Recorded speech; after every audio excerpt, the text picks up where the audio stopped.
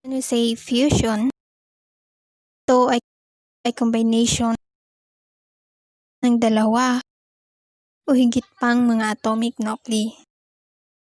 Nagsama-sama ito upang makabuo ng mas malaking nuclei or atomic nuclei. For example, lithium and helium. When it combines together, makakabuo ka ng mas malaking nuclear. Ang pagkakaiba-iba ng mass sa pagitan ng mga reactant at produkto ay pinakita bilang alinman sa paglabas o paghigop ng enerhiya. Ang pagkakaiba-iba ng ito sa mass ay nagmumula dahil sa pagkakaiba-iba ng atomic bending energy sa pagitan ng mga nuclei bago at pagkatapos ng reaksyon. Fusion ay ang proseso na nagpapagana sa aktibo o pangunahing mga bituin ng pagkakasunod-sunod at iba pang bituin na naglalabas ng malakas na enerhiya. Pansin niyo ba na pabago-bago ang ating weather? Minsan sobrang init, minsan hindi. And it because of the atomic nuclei combination. Kapag maraming atomic nuclei ang nag-combine, mas malakas na energy ang lilabas ng ating reactant, and that is our sun.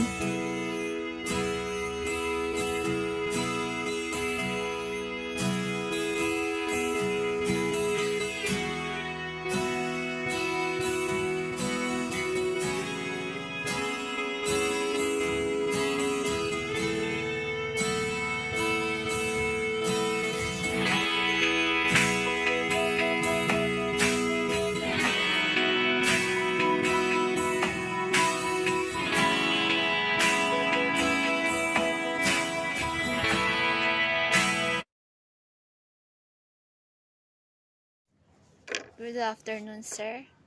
So, nuclear fission is a process begins when an unstable atoms split to smaller atoms that are more stable, which this process causes energy to be released.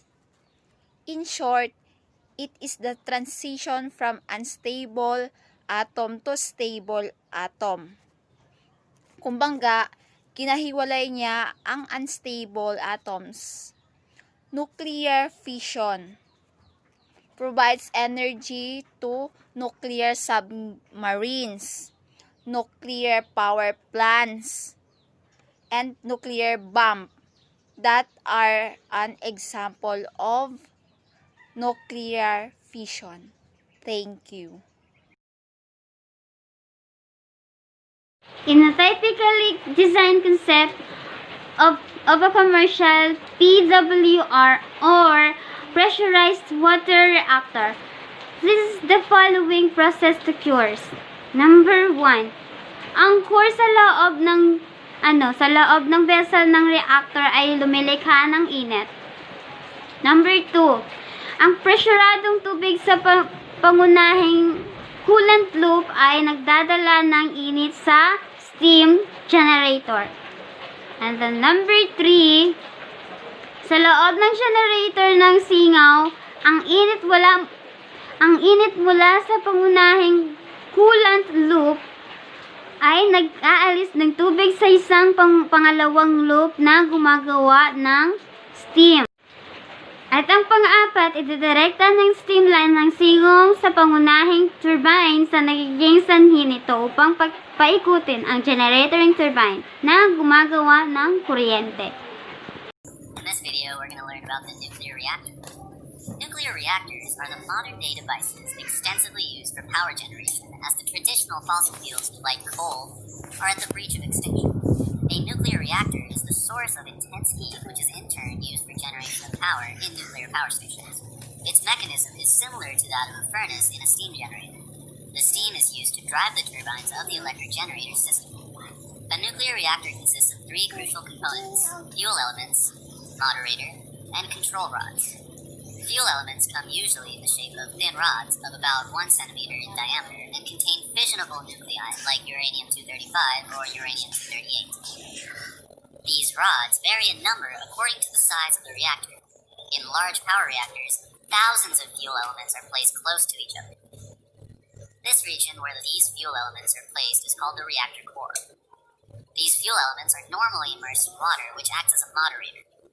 The objective of a moderator is to slow down the energy neutrons in a nuclear reactor, which are produced during the nuclear fission process by the fuel elements.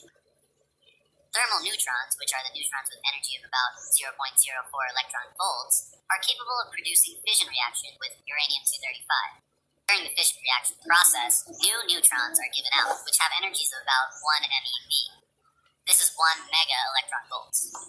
These neutrons typically escape from participating in another fission process as they are accompanied by enormous energy release. In fact, the probability of these neutrons produce another fission reaction is 500 times less than that compared to a thermal neutron. This is where a moderator is extremely useful.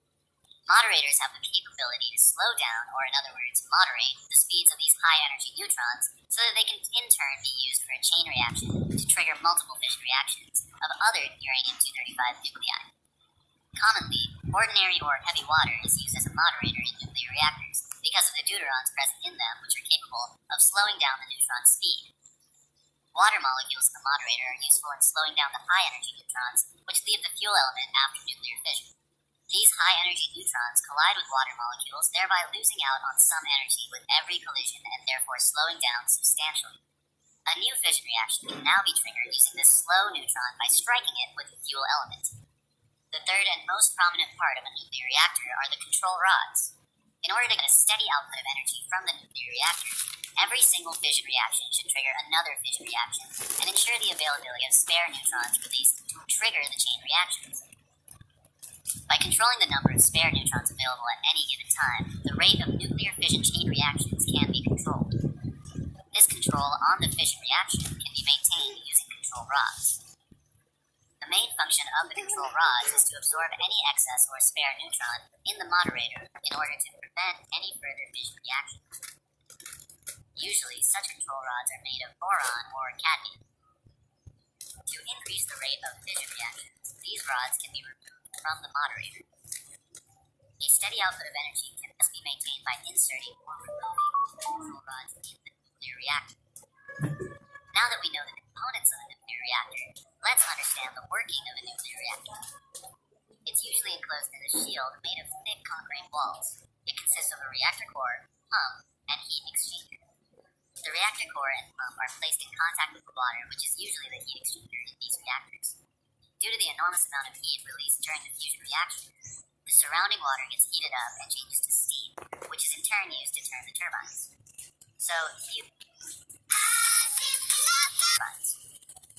Huge heat energy gets converted into electrical energy. Water is continuously flown in and out of the nuclear reactor using the pump. So, a nuclear reactor successfully generates nuclear energy from fission reactions. So, huge heat energy gets converted into electrical energy. Water is continuously flown in and out of the nuclear reactor using the pump. So, a nuclear reactor successfully generates Nuclear reactors. A nuclear reactor uses energy from controlled nuclear reaction to generate electricity. Although nuclear reactors vary in design, all reactors share some similarities that contain fuel that can undergo fission and control rods that are used to control the nuclear reaction. They have a cooling system that keeps the reactors from being damaged by the enormous amount of heat produced. The actual fission of the radioactive fuel occurs in relatively small part of the reactors known as the core.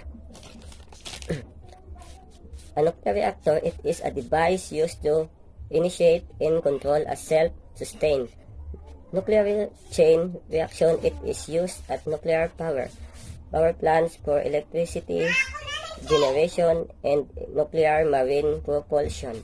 It contains fuel that undergo friction or splitting to control the reaction inside of it.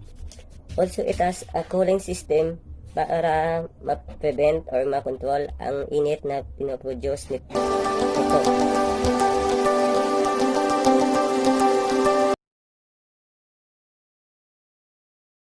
A nuclear power plant. A nuclear power plant looks like a standard thermal power station with one heat source in the nuclear power plant. A nuclear reactor is typical in all conventional thermal power station. That heat is used to generate steam. We drive a steam turbine connected to a generator will produce electricity. Working of a nuclear reactor usually closed in a shield made of three contribute walls in can use a reactor core pump and heat exchange. The reactor core and pump are placed in contact with usually the heat exchange in this reactor due to the enormous amount of heat released during the infusion reactor. The surrounding water gets heat up and changed to steam, which is in turn used to turn the turbines, so high heat energy get converted into electricity energy. Water is continuously flow in the out of the nuclear reactor using the pump. So a nuclear reactor successfully generates nuclear energy from fusion reactor.